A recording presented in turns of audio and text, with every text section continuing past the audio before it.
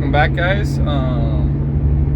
Thought I'd try something new. We're gonna call a new series called Riding with Chris. So I go buy a lot of cars and do a lot of driving. Seems like mostly by myself these days. Hamish has always got something to do around the shop, making videos and things, and then Will's in California right now. So I drive by myself a lot, and I'll talk to you guys.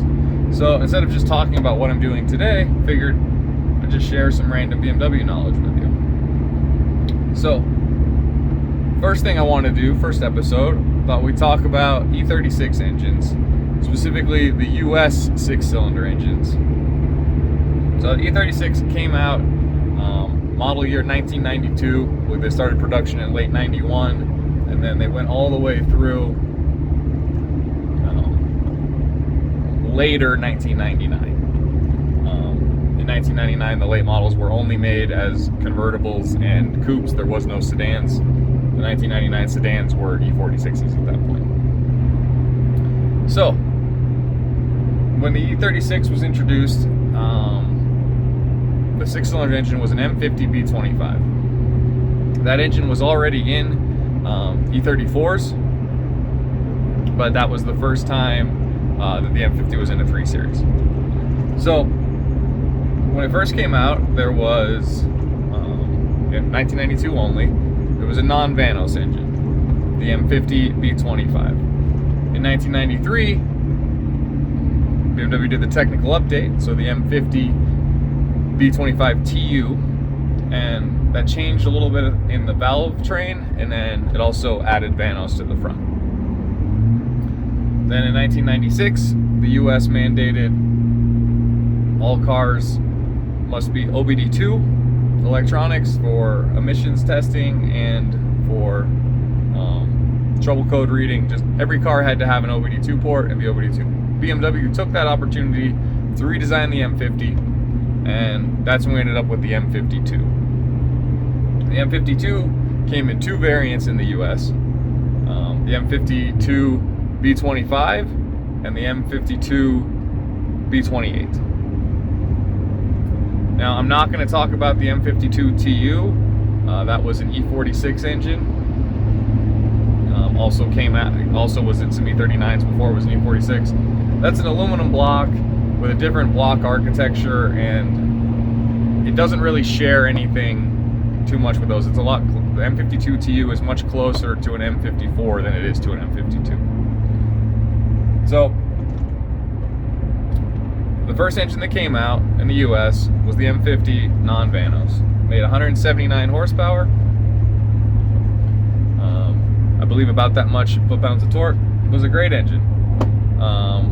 We'll get into some specs of how the displacement worked.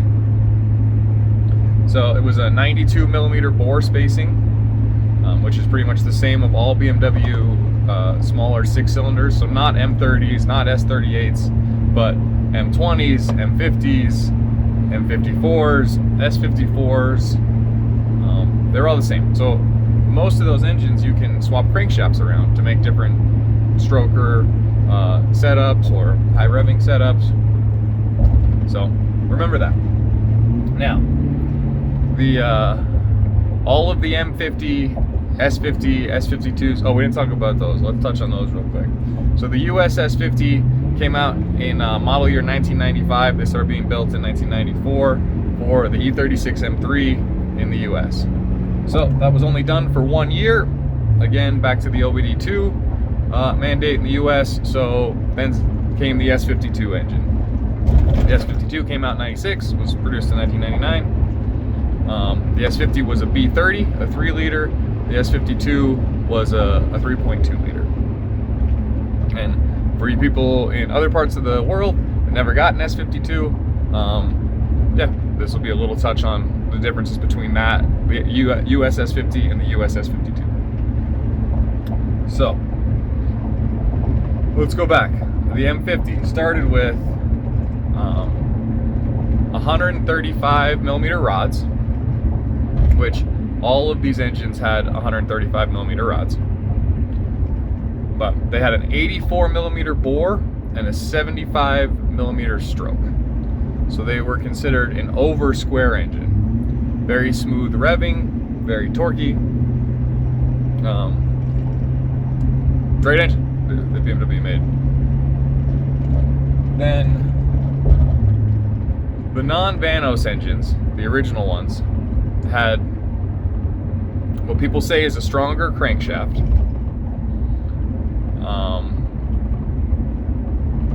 They had what people say is stronger rods.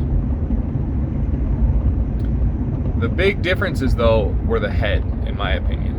There was less holes in the head for coolant drains. We'll see how editing goes on this, but if I can get some pics, I can show you. But it had less holes around each combustion chamber in the head, so that when you were to overheat these engines, they're much less likely to crack the head like all the other ones are. So they're stronger. And then they had 7mm valve stems, which were one piece, instead of the 6mm valve stem that were two piece in all the rest of all the Vanos engines.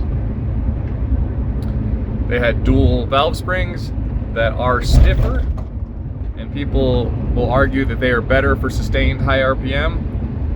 I don't think just stiffer means better in this instance, because they might be more brittle. But people have had good luck using pretty much all non-Vanos components to make very high horsepower 2.5 liter engines. So I'm not going to deny that. We get to the Vanos engines in 1993, the M50 B25s. Still make 179 rated horsepower from BMW. The big thing that Vanos did, which Vanos, if you're not familiar, is variable valve timing. It's similar to VTEC, but VTEC also has variable valve lift. Vanos does not. BMW's version of VTEC didn't come until the N62 motors, which had Valvetronic, which was variable timing and variable lift. But back to Vanos engines. So what they did is they increased torque and horsepower at lower RPMs, so you could say power under the curve, by as much as 30 to 40 horsepower depending at the RPM. So it was a huge advancement. It helped huge for low RPM driving. Once you were maxed out, 6,000-ish RPM, there wasn't a whole lot of difference. People that turbo these motors, there's still like the old stigma that Vanos is bad and that you just need to lock the Vanos full advanced, and that's what you have all the time. But if you use Vanos the way it was designed and tune with it, you can have faster spool times and then still make the same power up top. So I am in the camp that Vanos is a good thing.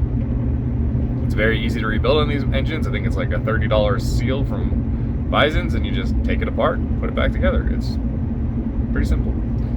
Both these engines, the Vanos and non-Vanos engine, are great turbo engines. They're both 84mm bore, 75mm stroke. Like I said, they're over square. And they got really thick cylinder walls, because if you think the bore spacing is 92mm, there's quite a bit then of cylinder wall between them. Now we'll go to the S50, which was still an OBD1 engine.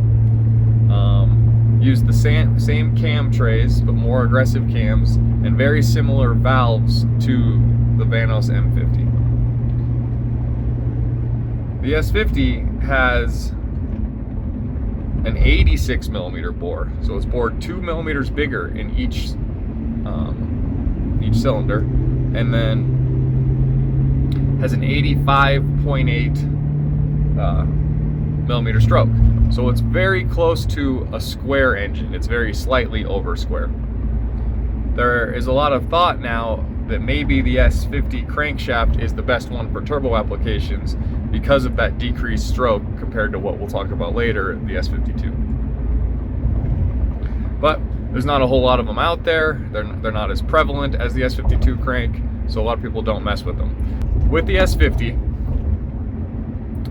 made 240 horsepower in the US, and that's a substantial jump from an M50 at 179. Most of that is in the high end, and it's from the cams. It's from the flow of the cams. It does have a little bit more torque. It's a 3 liter instead of a 2.5 liter, but it's mainly the cams that do it. And the M50 and the S50 Vanos engines, you can interchange cams between them. They have the same cam trays and you can just move them over. I've never seen any benefit or issue with using S50 valves and valve springs over M50 valves and valve springs. They have slightly different springs, but as far as I can tell, the valves are exactly the same thing. They're 6mm stems. They're the same. So now this brings us to the M52s. The M52's got a different intake manifold than the M50s and the S50s. It was skinnier, longer runners, which helped low-end torque. There is a lot of people that think the M50 manifold, which is also the S50 manifold, is a huge increase for you. And there's also people like Will that think it's a huge decrease for you. I'm somewhere in the middle, and I think it just depends on what you want to do. The longer, skinnier intake tubes definitely supply more low-end torque, more drivability down low. That's why BMW changed to them.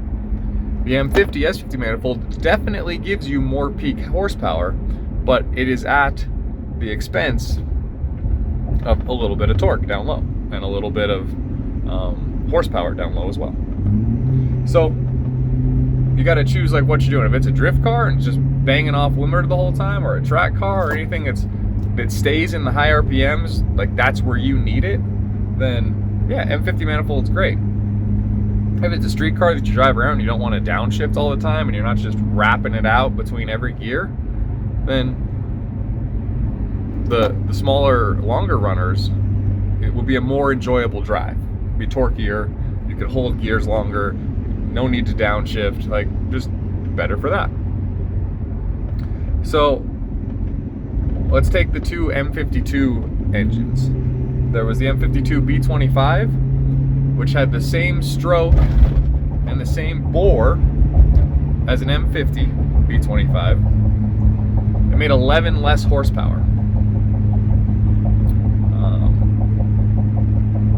My understanding of where that horsepower went was from the intake manifold.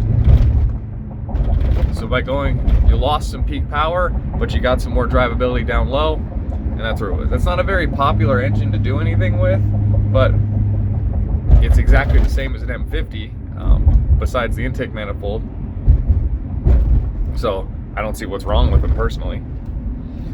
Then it brings us to the M52 B28, which had right at 190 horsepower and slightly different cams than the M52 B25 and the M50.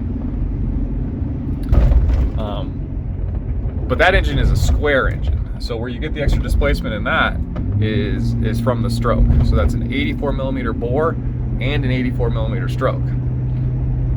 These, personal experience, are amazing engines to turbo.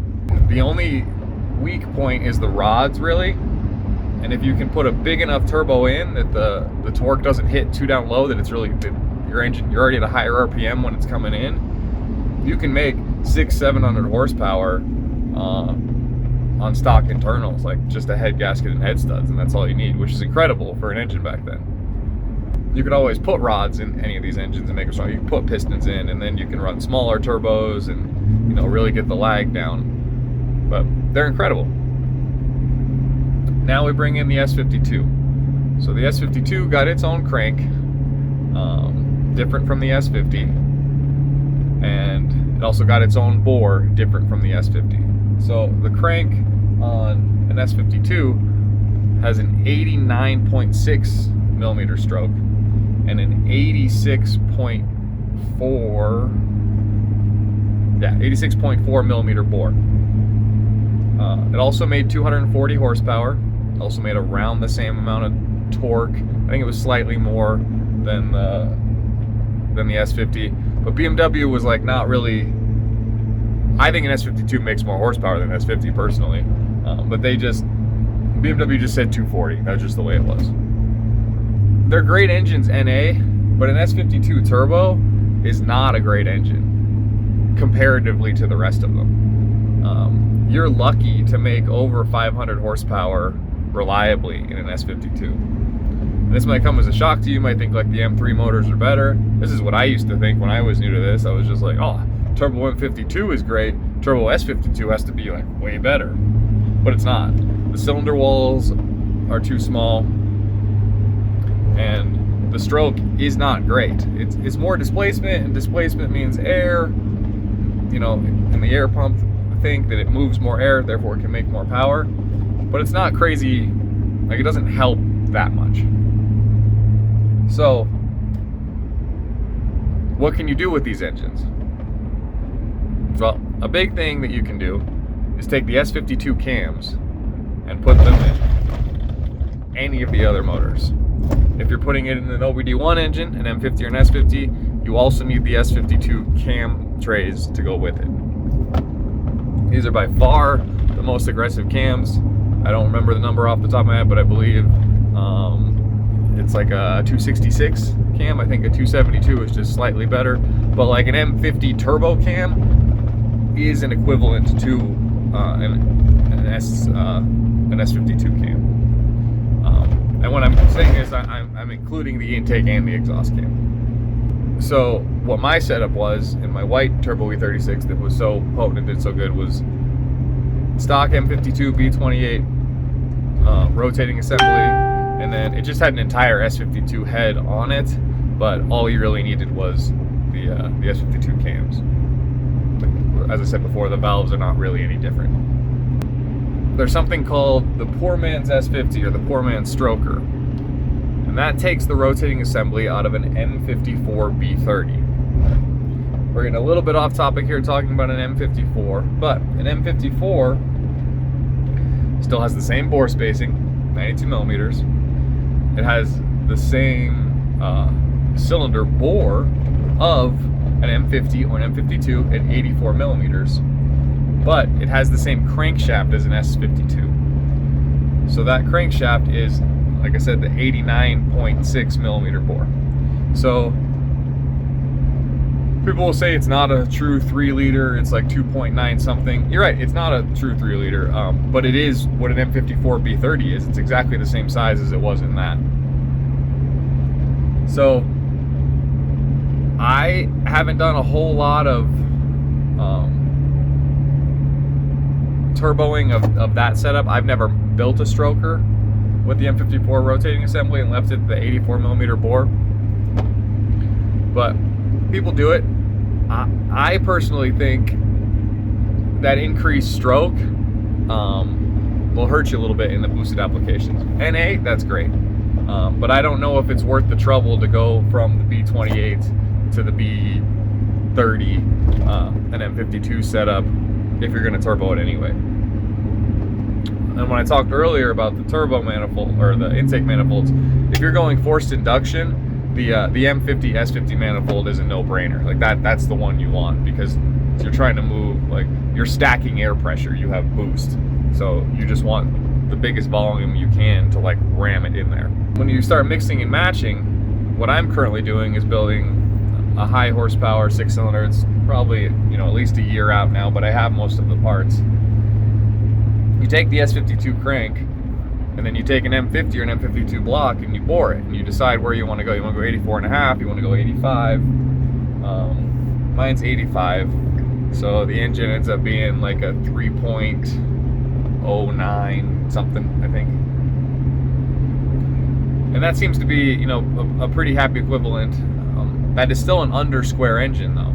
That is still has a bigger stroke than it does bore, which it's close. You know, it's not way off, but it could be better. So I would like to one day build 2 identical engines, one with an S52 crank and one with an S50 crank, and see with that almost square crank with a little bit more displacement if it does better than the S52 crank. Now, let's get into the reliability of these engines. They are amazing, NA. They are amazing turbocharged. Their main problem is the cooling system. If they get hot, they have a high propensity to crack the head. Sometimes they won't even blow the head gasket. They'll just crack the head. People will call it a blown head gasket because it exhibits most of the same symptoms, and you won't know until you pull the head off. But it'll crack between one of the coolant passages in the head and the combustion chamber, and then it lets exhaust gas straight in to the cooling system, and then you're not keeping it cool. You can't keep the pressure out, and it'll start breaking everything.